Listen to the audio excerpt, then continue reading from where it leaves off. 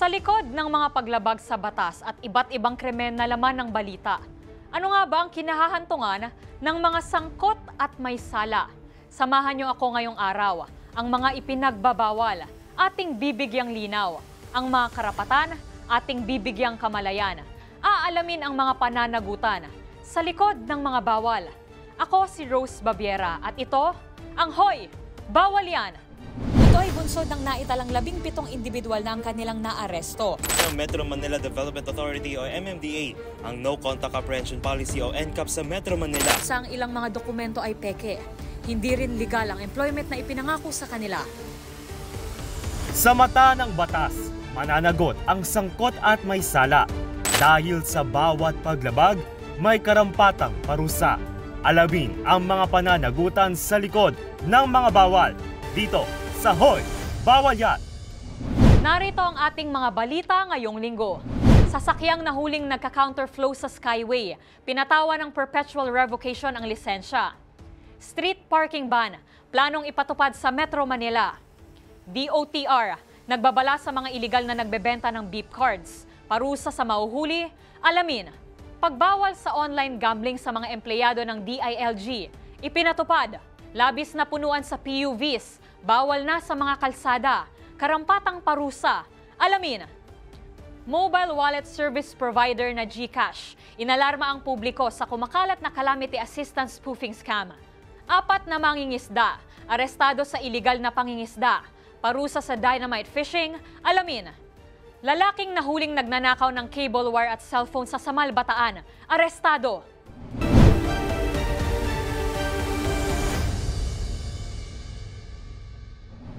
Para sa ating unang balita, pinatawa ng perpetual revocation ng Department of Transportation o DOTR ang lisensya ng isang driver na caught on cam na nagka-counterflow sa Skyway. Nilagay kasi nito sa panganib ang buhay ng mga nakasalubong na sasakyan sa kalsada na akala niya ay pwedeng mag-counterflow doon. Alamin ang buong detalye sa report ni Dustin Bayog.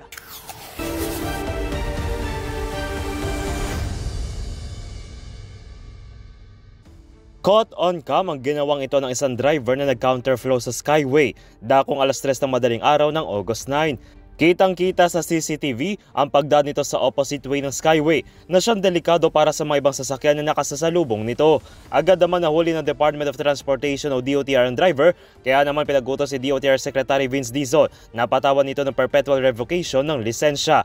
Itinuturing na pinakamabigat na parusa ito para sa mga lisensya dahil ibig sabihin ay habang buhay na itong kanselado. Dahil ang ginawa ng driver ay nakikitang isang hindi makatwirang aksyon na maaari pa magdulot ng matinding peligro kaya itinuturing itong hindi na dapat magkaroon pa ng lisensya. Maaari rin ito maharap sa mas mabigat na parusa o kulong kung tatangkayin pa nito magmaneho ng sasakyan. Sa ilalim ng Republic Act No. 4136 o ang Land Transportation and Traffic Code, ipinagbabawal ang reckless driving o pagmamaneho na walang pag-iingat at walang konsiderasyon sa mga batas trapiko, lalo na kung nagdudulot ito ng kapahamakan sa ibang tao. At kung magresulta ito sa aksidente na kinasawi o pagtamo ng injury ng ibang tao, ay maaari rin itong patawan ng parusang nakaayon sa Revised Penal Code.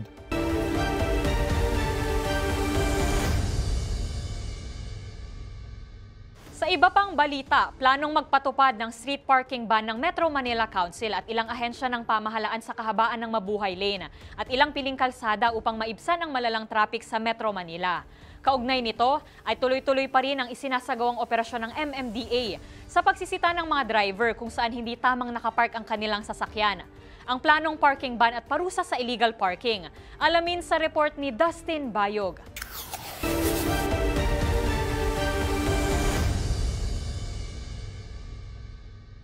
Nakadakdang magsumite ng listahan ng mga kalsada ang mga mayor ng Metro Manila na hindi sasama sa planong street parking ban sa NCR upang mabawasan ang mabigat na daloy ng trapiko. Ito ang sinabi ni Metro Manila Council President at San Juan City Mayor Francis Zamora kung saan pag-aaralan ng Technical Working Group ang mga rekomendasyon para sa maayos na pagpapatupad ng parking ban. Ani nito, mahirap iba ng lahat ng kalsada, lalo kung wala na maparkingan ng mga sasakyan, kaya suwestyon nito na maaari pang gamitin bilang parking space ang mga inner at tertiary roads. Mababatid na naunang nirekomenda ni Department of Interior and Local Government Secretary John Vic Remulla na ipagbawal ang parking sa lahat ng eskinita sa Metro Manila mula alas 5 ng umaga hanggang alas 10 ng gabi. Iba naman ang tugon ng Metropolitan Manila Development Authority o MMDA na sa halip na halos buong araw ay gagawin ito mula alas 7 hanggang alas 10 ng umaga at alas 5 hanggang alas 8 ng gabi. Sisikapin ng MMDA na magkakaroon ng dry run ng planong parking ban bago ang implementasyon nito sa pagsisimula ng Setyembre. Samantala tuloy-tuloy pa rin ang paglilinis ng ehensya sa mga kalsada kontra sa illegal parking. Masasabi kasing iligal na nakapark ang sasakyan kung ito ay nakahinto sa mga lugar na may nakalagay na no parking sign at mga pribadong kalsada na may pinatutupad na parking rules. Kabilang din dito ang pagpark sa driveway, mga sidewalk, residential areas, sa loob ng intersection at pagpark sa mga pedestrian crossings, kabilang footbridge at ilang pang major national roads. Bawal din ang pagpark ng at least 4 meters na malapit sa fire hydrant o fire station entrance. Ang mga lalabag dito ay maaaring marap sa multa o impoundment ng sasakyan. Para sa attended illegal parking, pagbumultay ng driver ng 1,000 para sa lahat ng offense. Para naman sa unattended illegal parking, ay maaaring marap sa 2,000 multa para sa lahat ng offense, kasama ang pag-impound sa naturang sasakyan.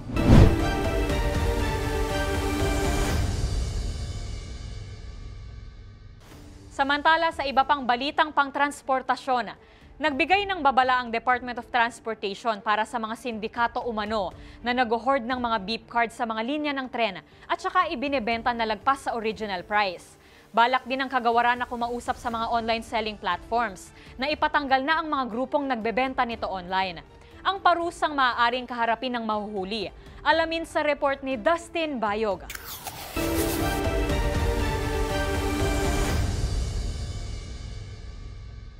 Nagpaalala ang Department of Transportation o DOTR sa publiko na ipinagbabawal ang pag-hoard at pagbenta ng mga beep card na ginagamit sa mga tren na siyang lagpas sa original price. Ito ay kasabay ng pag-anunsyo kamakailan na matutugunan na ang kakulangan sa beep card ng mga istasyon ng MRT3 at LRT1 at LRT2 sa bisa ng pagdaragdag ng aabot sa 300,000 beep cards. By next week, beep card will be completing a delivery of 300,000 additional beep cards across LRT1, LRT2, and MRT3. Yun kasi ang na-compute namin sa meeting namin, yun ang na-compute namin na shortage. 300,000. Kaugnay nito, nakikipag-ugnay na rin ang DOTR sa PNP at SAIC upang aksyonan ng mga hindi umano sindikato na namimili ng beep card sa mga istasyon upang i-hoard at ibenta. Ayon kay DOTR Secretary Vince Dizon, 300 piso ang halaga ng isang beep card na binibenta na karaniwan ay 30 pesos lamang sa mga istasyon. Kaya naman nakikipag-ugnayan na rin ang kagawaran sa mga online selling platform para ipatanggal ang mga grupo na nagbebenta nito online. Ayon sa Republic Act No. 7581 o ang tinatawag na Price Act, ipinagbabawal ang pag-hoard o pag-imbak ng mga commodity na higit sa normal na inventaryo. Gayon din ay bawal pagbebenta ng mga commodity na lagpas sa tinakdang presyo. Batay sa DOTR, ang sino mang mapatutunayang lumalabag dito ay maaaring makulong hanggang 15 taon at pagbumultay ng aabot sa 2 milyong piso. Ito ay alinsunod sa Section 50 ng Price Act kung saan maaaring makulong ang may sala ng 5 hanggang 15 taon at multa na 5,000 hanggang 2 milyong piso. Samantala, ayon sa DOTR, ang pagbebenta ng beep card ay lumalabag din sa Republic Act No. 7394 o ang Consumer Act of the Philippines at Republic Act No. 11967 o ang Internet Transactions Act.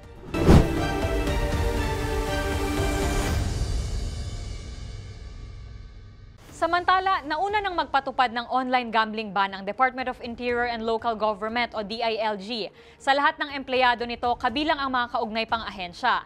Ang nilalaman ng memorandum, alamin sa report na ito.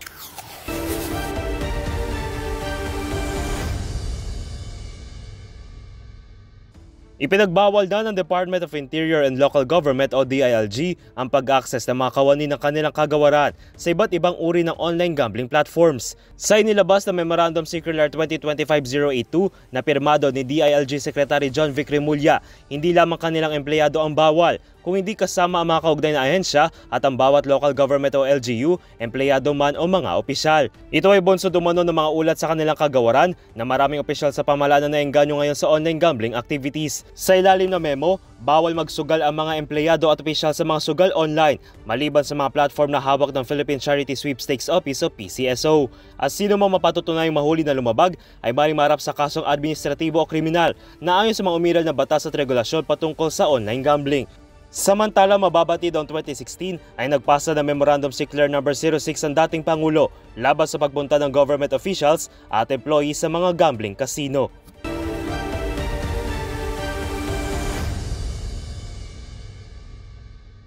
Sa ating susunod na report, karaniwang tagpo lalo na tuwing rush hour ang siksikan at tayuan sa mga pampublikong sasakyan.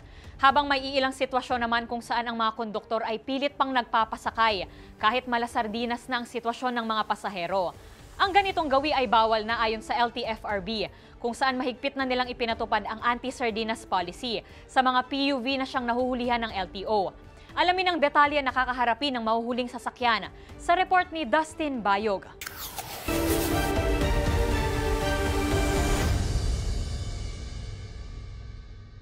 Mahigpit nang ipinatutupad ng Land Transportation Franchising and Regulatory Board o LTFRB ang pagbawal sa mga pampublikong sasakyan kung saan siksikan na ang mga pasahero na malasardinas. Sa isang memorandum, ipinagbabawal sa mga public utility vehicle o PUV kasama na rin ang modern jeepneys at mga bus ang pagsakay sa mga pasahero na lagpas sa seating capacity.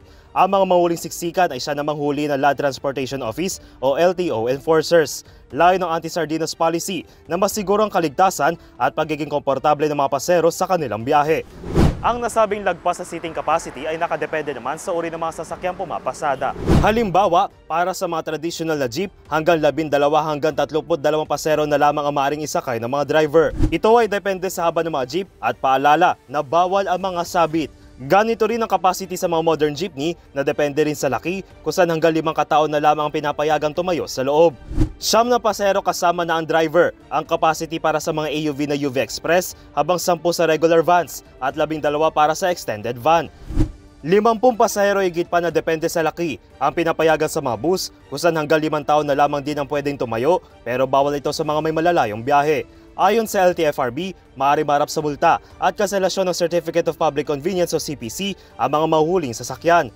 5,000 pisong multa naman sa mga operator ng mga jeep na mahuhuling may sabit na pasahero. Samantala, pinag-aaralan na ng LTFRB ang pagsasaayos sa trapiko upang mapabilis ang ruta ng mga sasakyan at hindi na magagawa ng mga pasahero sa mga PUV. Kaya kung may nakita pa kayong pinagbabawal na akto o mayroon kayong reklamo, itag nyo kami sa DZRH. Hoy, bawal yan! Ito si Dustin Bayog ng DZRH TV. Una sa Pilipinas, una sa Pilipino.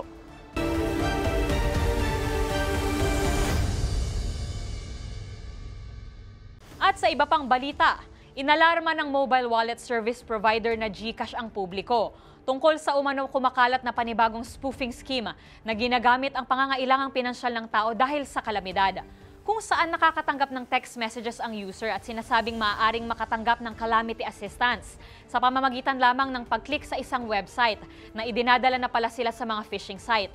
Ang buong detalye, alamin sa aking report.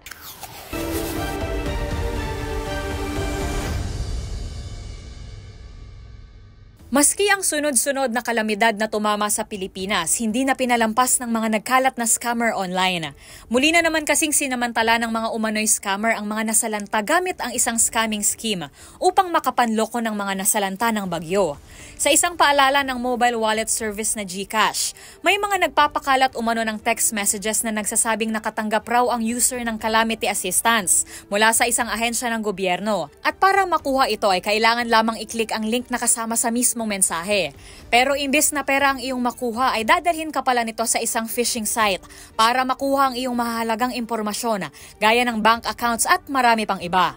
Ito ay ang tinatawag na spoofing scam kung saan peke ang email, pangalan, numero o website na madalas may kaunting pagbabago para lamang magmukhang legit o galing sa mapagkakatiwalaang tao o kumpanya. Ayon kay GCash Chief Information Security Officer Miguel Garonilla, ang mga ganitong uri ng scam ay hindi lang basta pagsasamantala.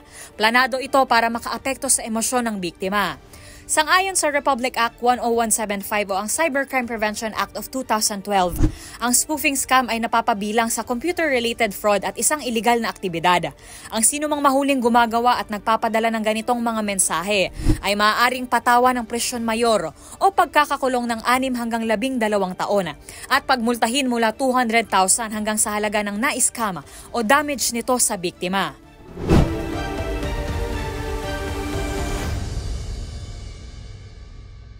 Para naman sa ating balitang probinsya, arestado ang 4 na mangingisda sa Bolinao, Pangasinan matapos mahuli ng Coast Guard na gumagamit ng pampasabog. Ito ay pinagbabawal sa batas lalo't hindi lamang sa tao ito delikado, kundi pati sa mga kabuoang kalusugan ng ating karagatan. Ang buong balita, ihahatid ni Freddy Pajardo.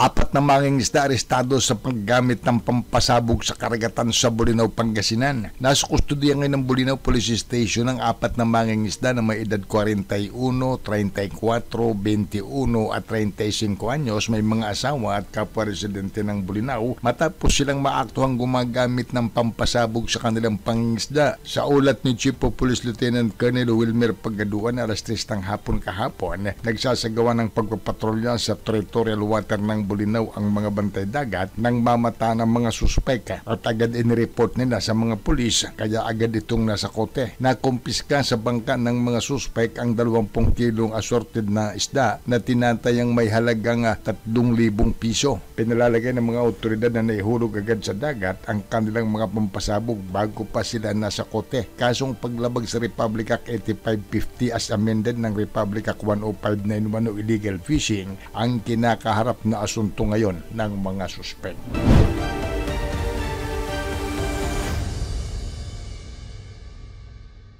Ayon sa ating Republic Act No. 8550 o ang Philippine Fisheries Code of 1998, ipinagbabawal ang paggamit ng anumang uri ng pampasabog bilang paraan ng pangingisda.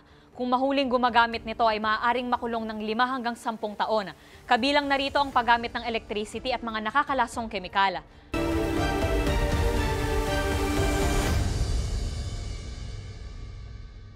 At sa huling report, arestado naman ang isang lalaki sa bayan ng Samal, Bataan na bukod sa sangkot umano sa iligal na droga, ay kilala rin sa pagnanakaw ng mga kable ng telecommunication company at ng mga cellphone. Ang buong detalye sa report ni Danny Kumilang.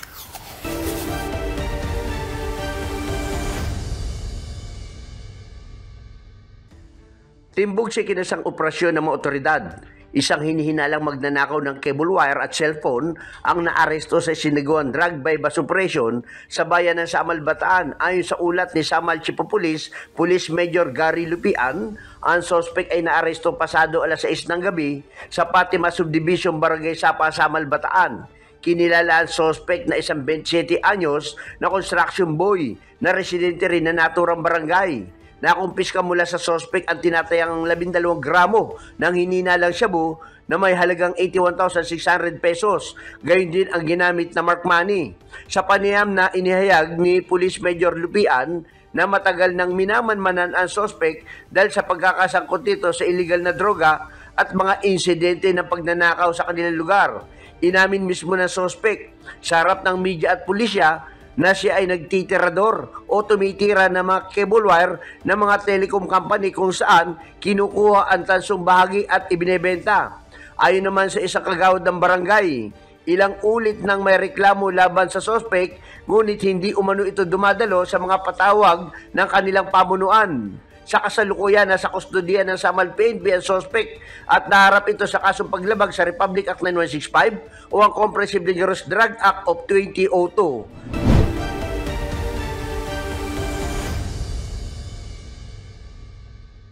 Nakasaad sa Republic Act No. 10515 o ang Anti-Cable Television and Cable Internet Act ang pagbabawal sa pagnanakaw ng mga kable ng telecommunication companies o tinatawag na cable theft.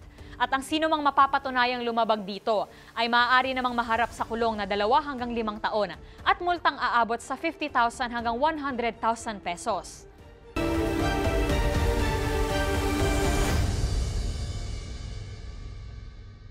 At yan ang mga nakalap nating balita ngayong linggo. Sa programang ito, mas palalakasin natin ang boses ng batas.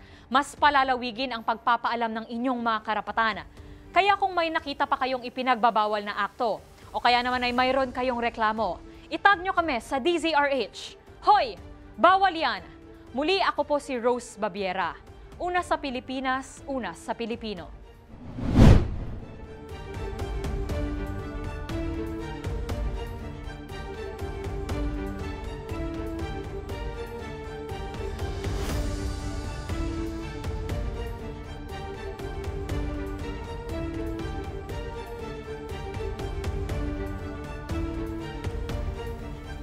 Ito ay bunsod ng naitalang 17 individual na ang kanilang naaresto. Ang Metro Manila Development Authority o MMDA ang No Contact Apprehension Policy o NCAP sa Metro Manila. Sa ilang mga dokumento ay peke. Hindi rin legal ang employment na ipinangako sa kanila. Sa mata ng batas, mananagot ang sangkot at may sala. Dahil sa bawat paglabag, may karampatang parusa. Alamin ang mga pananagutan sa likod ng mga bawal dito sa Hoy! Bawal Yan!